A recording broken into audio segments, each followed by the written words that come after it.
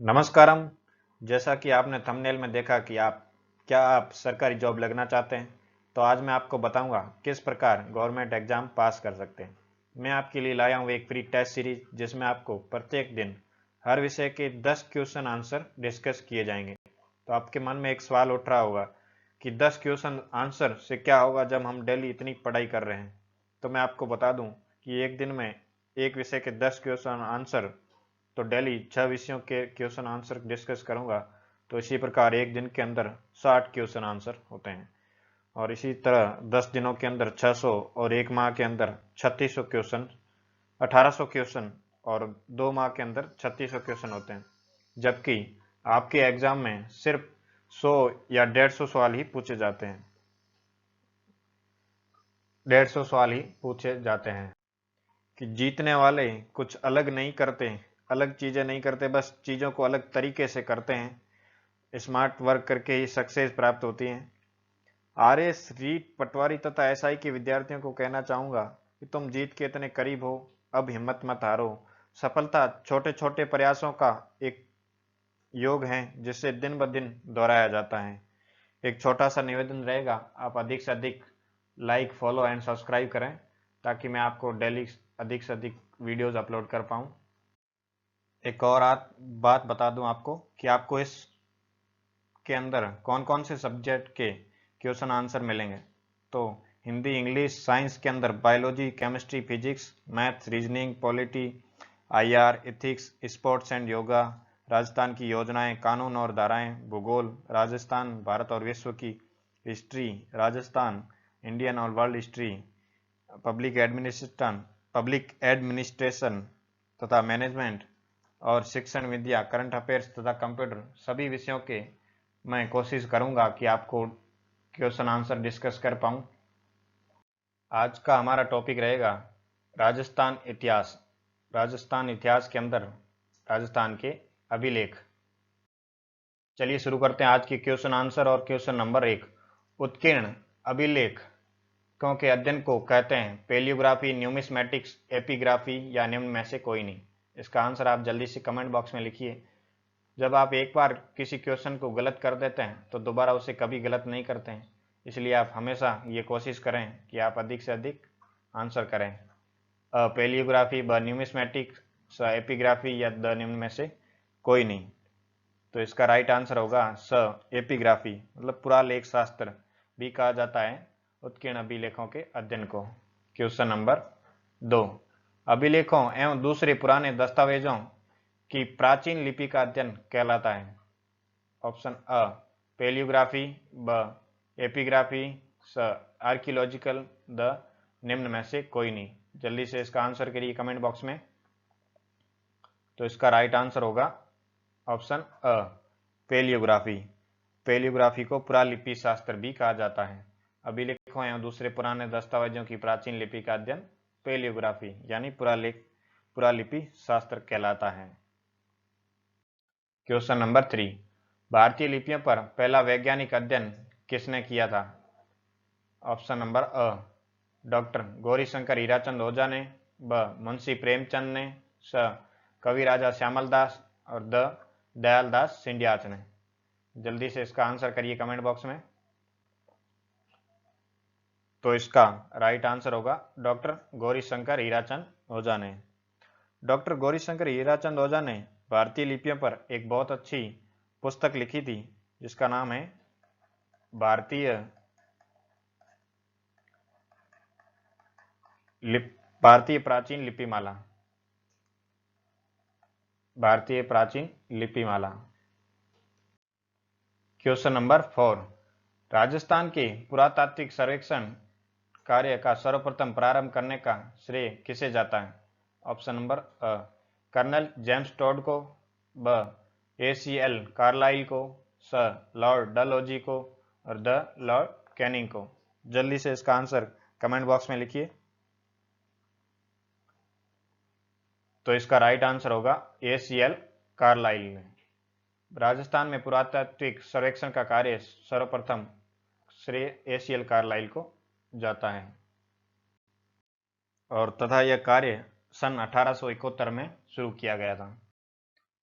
Question number 5, गोसुंडी शिलालेख से हमें क्या जानकारी मिलती है?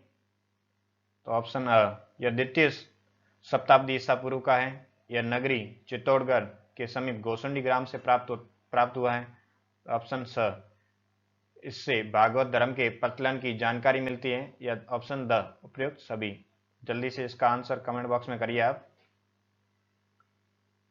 तो इसका राइट आंसर होगा ऑप्शन द, गोसुंडी शिलालेख। यह द्वितीय शताब्दी ईसा पूर्व का लेख है और यह नगरी चित्तौड़गढ़ के समीप गोसुंडी ग्राम से प्राप्त हुआ था। इस शिलालेख का महत्व द्वितीय शताब्दी ईसा पूर्व में भागवत धर्म का प्रसार तथा संकर्षण और वासुदेव की मान्यता एवं अश्वमेध यज्ञ के प्रचलन आदि की भी जानकारी इसी से मिलती है। इस प्रकार भागवत धर्म के प्रचलन की जानकारी देने वाला यह राजस्थान का सबसे प्राचीनतम प्रमाण है। क्वेश्चन नंबर 6, नानसा यूप स्तंभ लेख से जानकारी मिलती है। ऑप्शन अ, यूप स्तूप की स्थापना सन 225 ईस्वी में भीलवाड़ा में की गई थी। ऑप्शन बी, शक्ति गुण गुरु नामक व्यक्ति ने यहाँ षष्ठी रात्र यज्ञ किया था। ऑप्शन सी, यह स्तंभ पश्चिमी क्षत्रपों के राज्यकाल में सोम ने की थी। ऑप्शन द, उपयुक्त सभी। जल्दी से इसका आंसर आप कमेंट बॉक्स में करिए। तो इसका राइट आंसर होगा ऑप्शन द, नानसा यूप स्तूप लेख की जानकारी मिलती है। नानसा यूप स्तंभ लेख सन 225 ईस्वी में भीलवाड़ा जिले में स्थित इस यूप स्तंभ की स्थापना की गई थी। इस लेख से पता चलता है कि शक्ति गुण गुरु नामक व्यक्ति ने यहाँ षष्ठी रात्र यानी 6 रातों में यज्ञ संपन्न किया था। यह इस स्तंभ की स्थापना पश्चिमी क्षत्रपों के राज्यकाल में सोम के द्वारा की गई थी। क्वेश्चन नंबर 7, बड़वा स्तंभ लेख कहाँ से प्राप्त हुआ है? अ, नगरी चित्तौड़गढ़, ब, आंता बारा, स, छोटी छादड़ी प्रतापगढ़, या option number the, Somali Udaipur. जल्दी से इसका आंसर आप कमेंट बॉक्स में करिए। तो इसका राइट आंसर होगा आंता बारा। बड़वा स्तंभ लेख बारां जिले के आंता के समीप बड़वा ग्राम से सन 238-239 ईस्वी के पूर्व गुप्तकालीन 3 यूप स्तंभ लेख उपलब्ध हुए हैं। इनमें त्रिरात्र यज्ञों का उल्लेख है जिन्हें बलवर्धन, सोमदेव तथा बल सिंह नामक 3 भाइयों ने संपादित किया था। एक अन्य लेख में मोखरी वंशी दंतराज द्वारा किए गए अप्तोर्याम यानी एक पूरे दिन के दूसरे दिन तक चलने वाला यज्ञ का भी उल्लेख मिलता है। क्वेश्चन नंबर 8, गंगाधर का लेख किस भाषा में प्राप्त हुआ है या लिखा हुआ मिला है? यहाँ पर ये गंगाधर नहीं होके गंगधार का होगा, गंगधार का लेख। ऑप्शन अ, प्राकृत भाषा में, ब, पाली भाषा में, संस्कृत भाषा में, या द, अवधी भाषा में। जल्दी से इसका आंसर आप कमेंट बॉक्स में लिखिए। गंगधार का लेख सन 423 ईस्वी में यह लेख झालावाड़ जिले में गंगधार नामक स्थान से प्राप्त हुआ। 423 ईस्वी का है यह, जिसकी भाषा संस्कृत है और इसका सही आंसर स होगा, संस्कृत भाषा में प्राप्त हुआ है। इस लेख के अनुसार राजा विश्वकर्मा के मंत्री मयूराक्ष ने एक विष्णु मंदिर का निर्माण कराया था। उसने तांत्रिक शैली का मातृगृह और एक बावड़ी का निर्माण भी करवाया था। इस लेख से 5वीं शताब्दी की सामंती व्यवस्था की जानकारी भी मिलती है हमें। क्वेश्चन नंबर 9, भ्रमर माता लेख से हमें किस वंश के शासकों की जानकारी मिलती है? ऑप्शन अ, गुइल वंश, ऑप्शन ब, चौहान वंश, ऑप्शन स, गौर वंश या ओलियार वंश, ऑप्शन द, कुषाण वंश। जल्दी से इसका आंसर आप कमेंट बॉक्स में करिए। तो इसका राइट आंसर होगा ऑप्शन स, गौर वंश या ओलियार वंश। भ्रमर माता का लेख छोटी सादड़ी प्रतापगढ़ के भ्रमर माता मंदिर से इस लेख प्राप्त हुआ है और इसकी तिथि 490 ईस्वी के लगभग मानी जाती है। संस्कृत पद्य में लिखित यह प्रशस्ति है और इसके रचयिता ब्रह्म सोम और उसका उत्कीर्णक पूर्वा था। इस लेख में प्रारंभिक सामंत प्रथा तथा 5वीं शताब्दी की राजनीतिक स्थिति के बारे में भी हमें जानकारी मिलती है। क्वेश्चन नंबर 10, सामोली शिलालेख किस शासक के समय का है?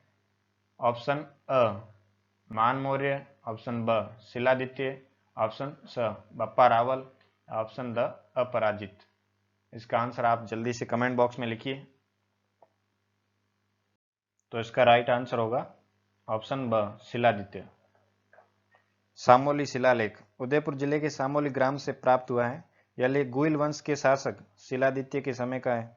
मेवाड़ में गुइल वंश के समय को निश्चित करने तथा उस समय की आर्थिक और साहित्यिक स्थिति की जानकारी के लिए यह लेख बहुत ही महत्वपूर्ण है। इसी के साथ आज के हमारे 10 क्वेश्चन समाप्त हुए। धन्यवाद।